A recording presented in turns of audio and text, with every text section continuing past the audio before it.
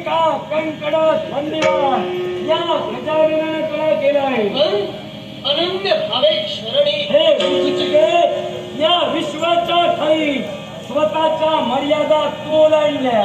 या विश्वात तू चुकली आहेस आणि तुला शासन देणार आहे. देवा, हा, स्वतःचं अस्तित्व निर्माण करण्यासाठी आम्ही अहंकारानं मंडित झालो.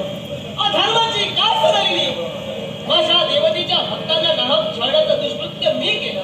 पण देवा, जे अस्तित्व निर्माण करण्यासाठी मी झटत आहे ते माझं अस्तित्व टिकवून भगवंत तू ठेवावं. जी तू बंधनं घालशील ती बंधनं या विश्वचिकीला मान्य आहे. तुला मी यापूर्वी कथन केलंय. या विश्वात तुझं अस्तित्व राहणार आहे आणि ते टिकविण्यासाठी तुला प्रयत्न करण्याची गरज नाही.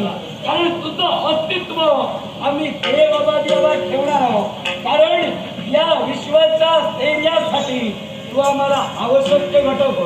आणि म्हणूनच या विश्वाच्या कंकणात तुला मी कैद केलंय.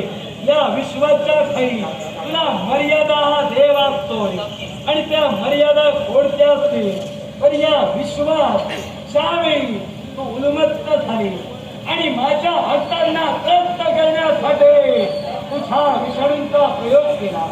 पण ज्यावेळी तुझ्या विषाणूंचा प्रादुर्भाव सर्व घटकांवर होत असताना ही माझी भक्ती हिच्यावर होत नव्हता.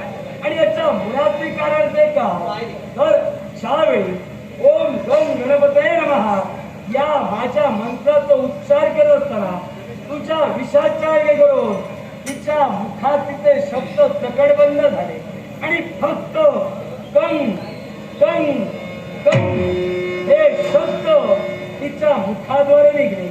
या विश्वात माझा सर्वात श्रेष्ठ मंत्र म्हणजे एकाक्षर मंत्र होय. हा एकाक्षर मंत्र म्हणजे गंग होय. या गंगात एवढं शक्य आहे की या गंगाचा जेव्हा नाद होतो या उच्चाराकरवी या नादात रज आणि तमोगुण बाजूला होऊन सत्व गुणाची परिसीमा वाढली जाते. या विश्वात ज्या प्रजापती लहरी आहेत या प्रजापती लहरी प्राप्त करून घेण्यासाठी या मंत्राचा उच्चार केला जाईल. या